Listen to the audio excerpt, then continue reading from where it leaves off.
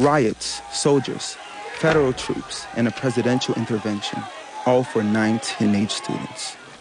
In 1957, after a ruling by the Supreme Court calling for the desegregation of all schools, a group of teenage African-American students enrolled in an all-white Little Rock Central High School.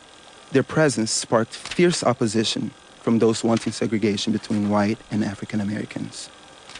The Arkansas National Guard blockaded the school, only to be ordered by the president to stand down. When the students were secretly ushered into the school, riots broke out between the protesters and the heavily outnumbered police. The next day, the 101st Airborne Division was sent by President Eisenhower to protect the 9.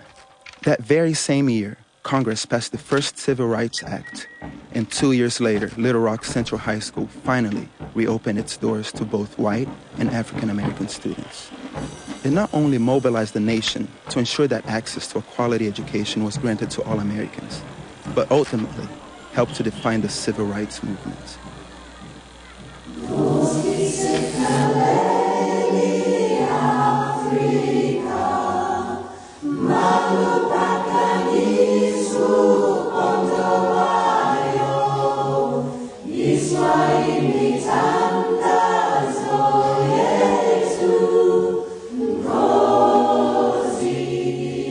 They demanded equal education for all South Africans.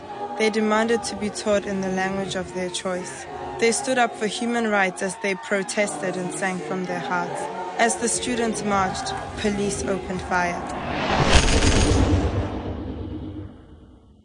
20 children, including 13-year-old Hector Peterson, died.